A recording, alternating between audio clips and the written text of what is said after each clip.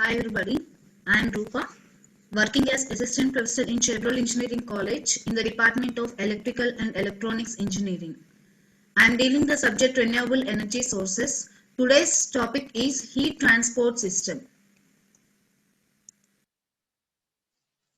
So this, though it is a simple flat plate collector and the design is also very simple, but it has some problems.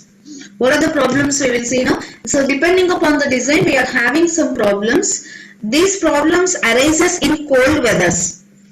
Cold weather moisture countries, these problems arise. So inside of the transparent cover plate, there will be a freezing of water.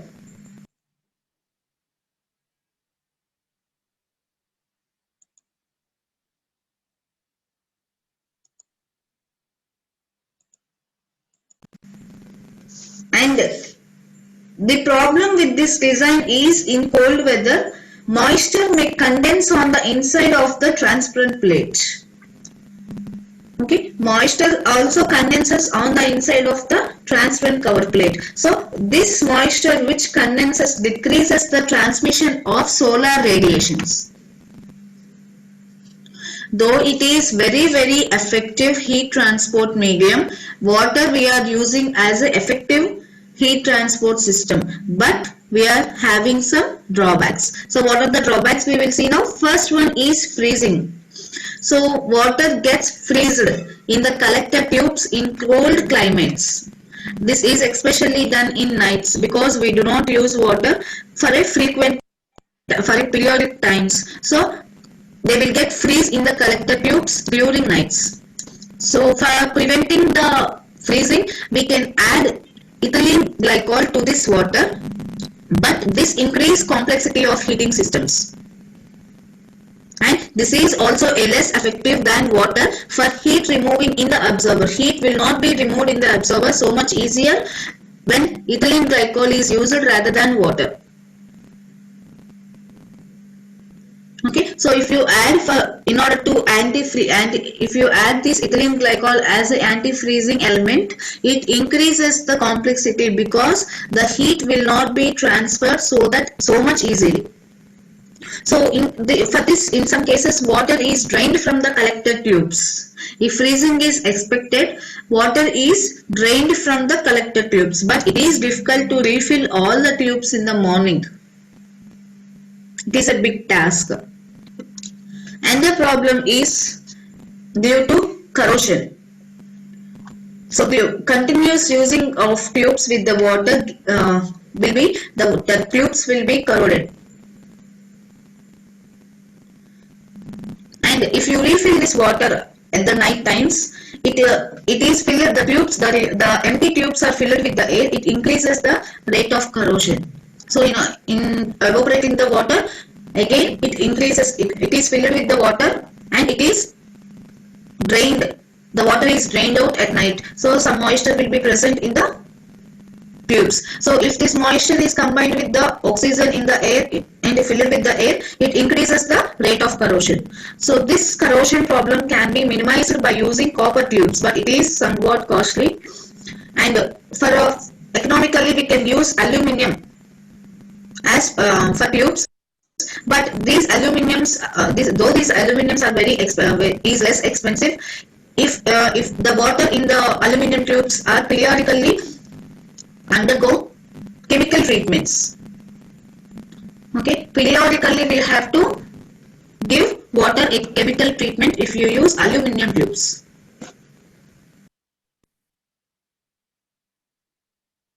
This shows the air collectors, or simply we can call it as solar air heaters.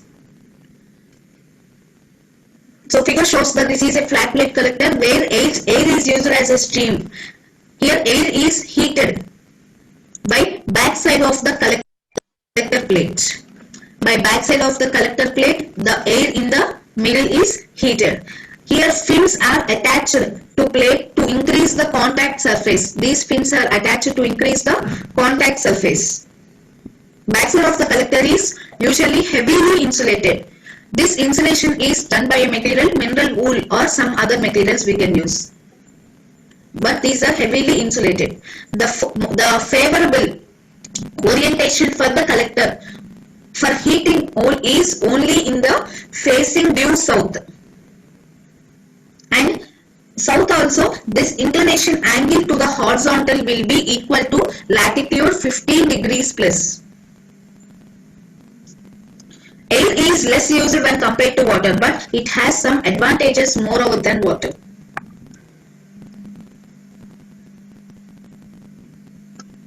So to decrease the power required to pump the necessary volume of air through tubes, wider flow channels are used. In the water, we can use narrow channels to pass the water, but here for passing the air, a wider flow channels are used. Because to decrease the power required to pump the necessary volume of the air through tubes, we need wider channels. This is the zigzag airflow path in flat plate collectors. This is the insulator. So this is at the bottom there is insulator and absorber plate. In between the insulator and absorber plate, air is made to flow. And we are using here, these dark lines are called as baffles. We are using baffles at every point of air stream, such that air will be allowed to flow between the space between the absorber plate and insulator with baffles arranged. These baffles are arranged to provide a long zigzag flow path. See, this is from downwards, air is flowing like this and it is obstructed by the baffle. Again, it is flowing in the direction where there is space between two baffles, and again the air is made to flow between two baffles. So like that, air is flown to the upside. Okay, so this makes a zigzag airflow path. Using this air as a heat transport fluid, we can eliminate the freezing and corrosion, and small air leaks are negligible. If there is a small air leak, it is neglected. But if there is a small water leak also, it should be taken into account, because water leak means hot water leak will be there and there will be a side effect on this one. So we have to consider water leak and we have to not consider the small air leaks.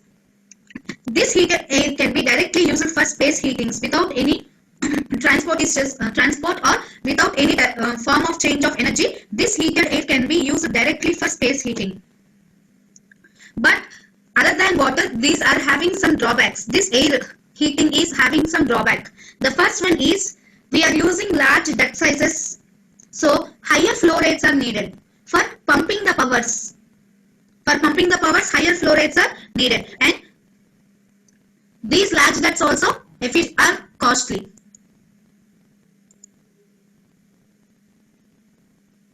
In this air, large duct sizes are used and higher flow rates are used. So this is one of the disadvantage of air heaters. And second one is transfer of heat from air to water in hot air supply system is very inefficient. We have to, if you want to transfer the heat from air to water in hot water supply system, it is inefficient. Coming to the applications of solar air heaters, there are totally 5 applications of solar air heaters. First one is drying or curing of agriculture products. If you blow the air, hot air, the agriculture products get dried and curing. Second one is space heating for comfort. This is all we know. The required space can be heated for room temperatures or desired heats for our comfort. Third one is regeneration of dehumidifying agents. So we can dehumidify. We can delete the humidity present in the apparatus or anything. Fourth one is seasoning of timber. So this can be done by air heating also, seasoning of timber. And fifth one is curing of industrial products such as plastics.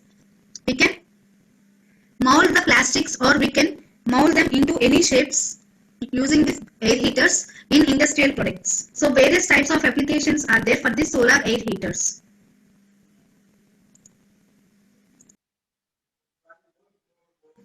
Various designs of collectors for heating air by solar energy are there. One of various heaters are shown in this figure, in this slide.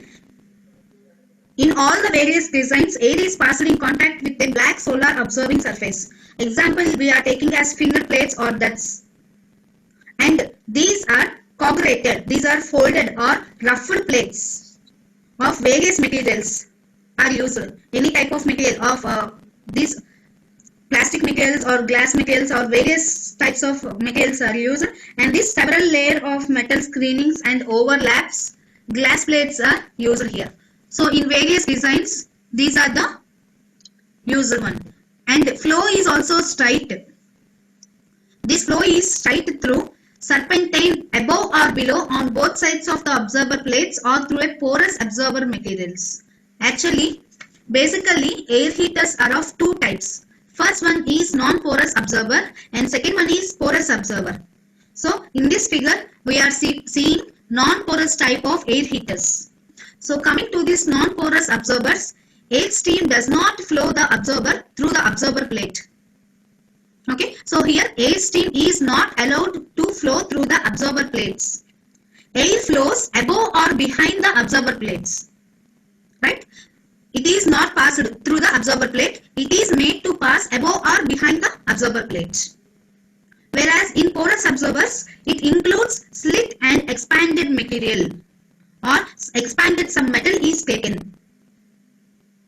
And it contains transpired honeycomb and overlapped glass plates observers. This is the difference between the non-porous observers and porous observers. It includes split and expanded material, honeycomb and overlapped glass material. This is a overlapped glass plate observer. This material is used as a glass plate observers. So first we will discuss about non-porous observers. So these figures indicates that these are non-porous observers. These non-porous observers are, if you see in figure A, they are figures A, B and C. So different figures are there, different types of designs are explained in this. A figure is one type of design, means B figure is other and C is other one. So if you see in figure A here, these are cooled by air stream flowing over both sides of plate. So both sides of plate cooled by air. In most significant, if you coming to B observer, if you see in B, it is having without fins, this is without fins, this is straight fins, this is U fins and these are staggered fins. So without fins there is only one design, and with fins there are three types of designs: staggered fins, U fins and straight fins. If you observe this, in most designs in figure B, in this figure B, in most designs air will be flowing behind the observer surface. Okay, so as air flows above upper surface, this increases the convection losses from the cover plate. So because of this reason, it is not recommended if the air inlet temperature rises at a collector or large temperatures. Okay, so it is not efficient. In these designs, air is flows behind the observer surface. And next, transmission of the solar radiation through the transparent cover system, and its absorption is same as that of the liquid type flat plate collectors. The solar radiation coming to the observers and it is absorbed by the observer plate, and transparent cover is also absorbing the solar radiation. Again it is emission. These all are the same as liquid type flat plate collectors. And in order to improve the collection efficiency, we have to take some selective coatings. But these coatings cost should also be very, very less in order to decrease the cost of the solar heater. This coatings improves the collection efficiency, and moreover we should decrease the cost. And these have low efficiency rates, low heat transfer rates than the liquid solar heaters. If the same solar radiation intensity is coming and it is having same temperature conditions, but these efficiencies will be varying. Liquid type solar heaters are having more efficiencies than air solar heaters. So these are the drawbacks of these solar heaters, but the performance of the air heaters can also be improved. Okay, so these can be improved by roughly two methods we are using. First one is roughing the rear of the plate to promote the turbulence and improve the convective heat transfer coefficient. This heat transfer coefficient will be discussed in further classes. So if you rough the rear of the plate to promote turbulence and it improves the convective heat transfer coefficient. And second one is adding fins. So these fins, if you add fins, they increase the heat transfer surface.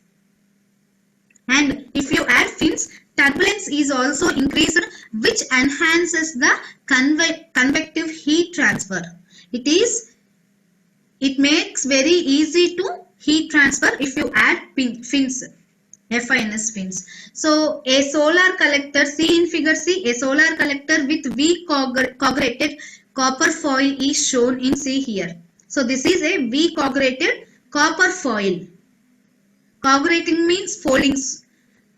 These foldings are represented like this. And absorption of solar radiation is improved due to surface radioactive characteristics. This is one of the main advantage. The absorption of the solar radiation can be improved by using surface radioactive characteristics and the geometry of the coagulations which help in trapping the reflected radiations. If you suppose in these flat plate collectors, we are not orienting to the sun's direction, but the geometry which it is staying means the area or location which it is staying. If the sun's orientation is not that much, it helps to take the solar radiations to its maximum level. Okay, so the trapping of the solar radiations also depends upon the geometry. These are the three types. This is normally we see the liquid flat plate collector as like that. This is air flat plate collector, and this is second one is using fins. These increase the surface absorber transparency rates and absorption rate also. And third one is V-coagulated copper foil is used here. These are the three types of designs in non-porous absorbers. Next we will see porous.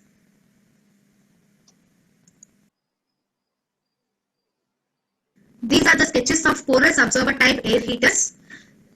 We are going to this second type because we are having some disadvantages in non-porous absorber type air heaters. So what are the disadvantages means the main drawback of non-porous absorber plate, it is the necessity of absorbing all the incoming radiation over the projected area from a thin layer over the surface is in order of only few microns.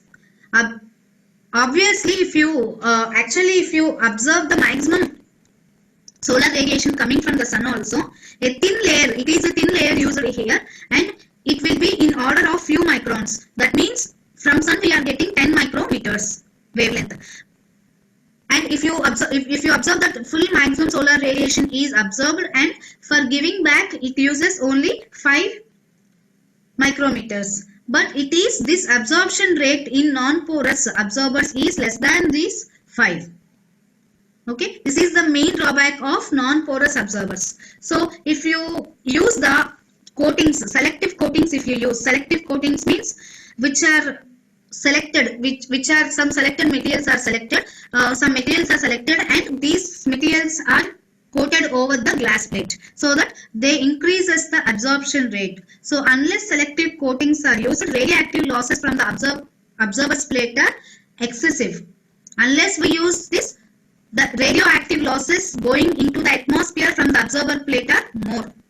So automatically the collection efficiency decreases. It cannot be improved. The pressure, again this is a next drawback. The pressure along the duct formed between the absorber plate and the rear insulation is also prohibited in case of adding fins. So these fins increase the pressure along the duct formed between the absorber plate and rear insulation. Okay, we are using the fins to increase the heat transfer surface and turbulence rate, but this increases the pressure. So the difficulty with this turbulence is pressure drop across the collector. So if you increase the turbulence rate also, there will be a pressure drop. Too many surfaces and too many restrictions are there if you add fins also, because the airflow requires larger fan if fins are taken in the non-porous, we need a large blower to flow the air. Firstly, we have to flow the air so that it will be flowing from, it will be passing, the air will be passing through the fins. If you blow it slowly, it cannot be flowed through the fins. So large amount of energy is required to push the air through. And the energy required for this cancel out, saving from using solar energy, particularly if fan is electrical, and it is the amount of energy which is burned at the power plant to produce electrical energy. It is also included. So this fan also takes lot of energy from the power plant to blow the air. So this is the waste power. So power is utilized wastely. So these effects, these all drawbacks are eliminated in porous absorber type collectors. So these defects are eliminated by two methods, two ways. The first one is solar radiation will be made to penetrate to greater depths. Okay, so this solar radiation when penetrated to greater depths, and it is absorbed gradually depending on the matrix density. Okay, the cool air stream introduced from the upper surface of the matrix, first it is heated by the upper layers,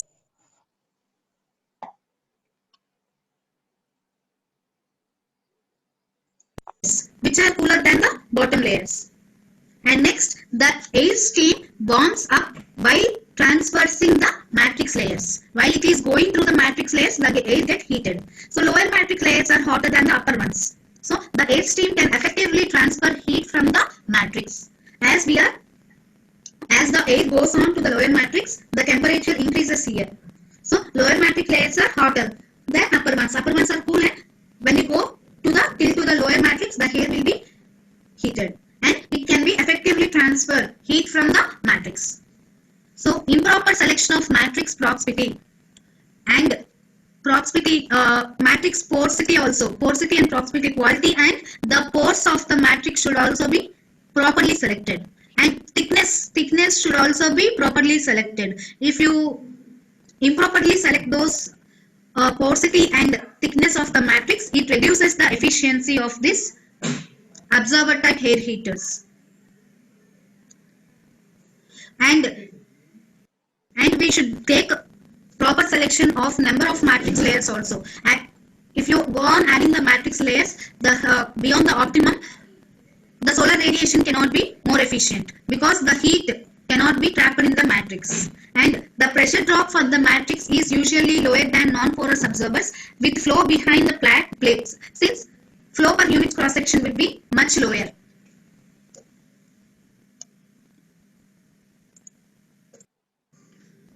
Although we are using matrix here, this hinders the flow, this stops the flow, but the pressure drops reported for porous matrix absorbers are still lower than the non-porous absorbers. So in the first figure A, you are seeing wire mesh and slit expert.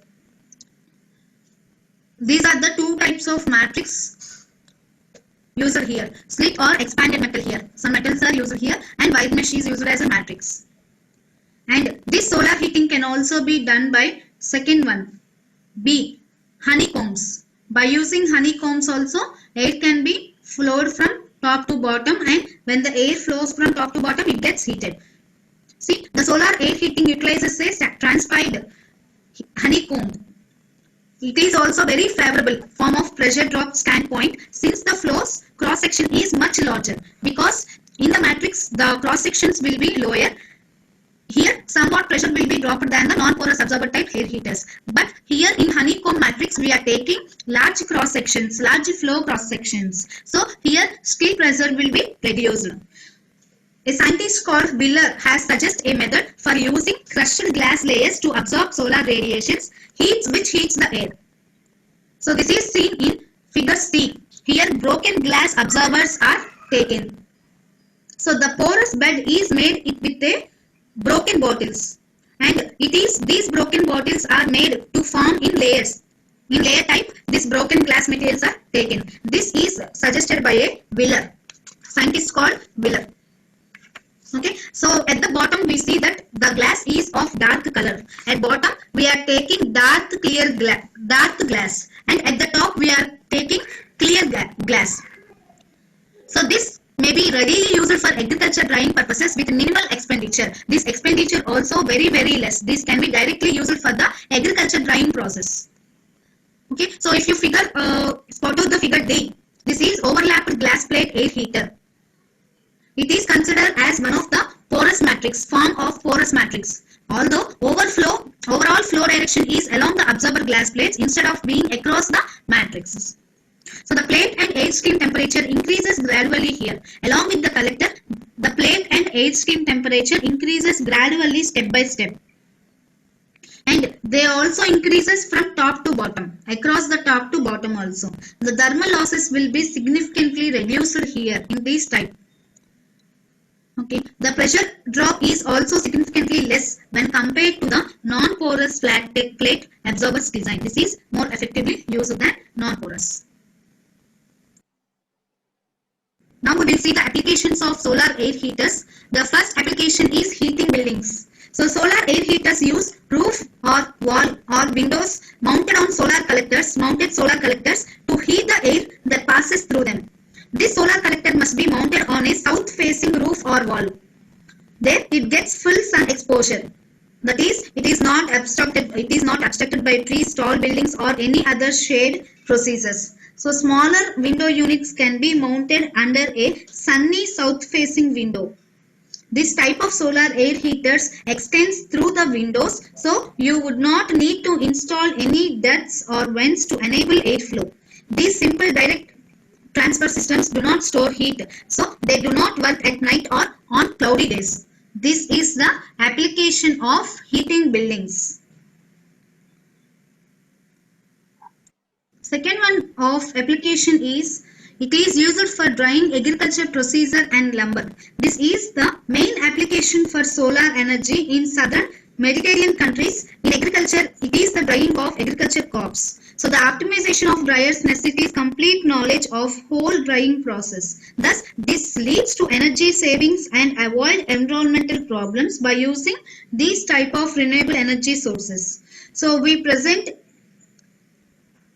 are using this type of solar air heaters for drying agriculture procedures in India also. In order to stimulate the function of our solar collector, simply we choose a model based on evaluation of different heat transfer coefficients in the collector and within the external environment, which allows determining the overall collector heat loss efficiency.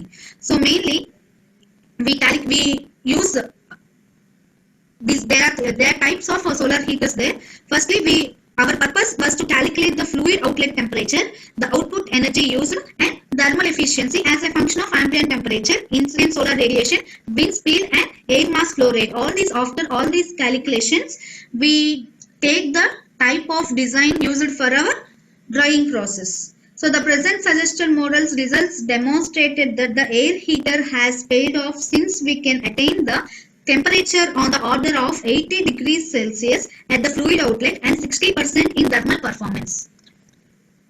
And third one is heating greenhouse effect. As we discussed before, this is used for heating the greenhouse effects.